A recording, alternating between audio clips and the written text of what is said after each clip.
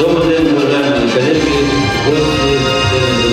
Приветствую вас на открытии Гродненской командной олимпиады по функциональной грамотности для педагогов. И если коллеги согласны, я бы добавил еще одно слово – ежегодное.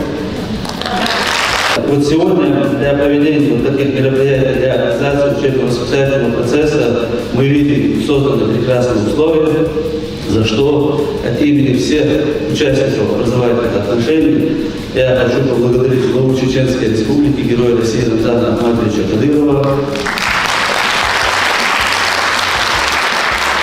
мэра города Гродного и Министерства образования и науки Чеченской Республики. И мы знаем, что участие в конкурсах педагогического мастерства – это один из условий профессионального роста педагогических работников, а успех наших детей – это напрямую зависит от качества подготовки педагогов.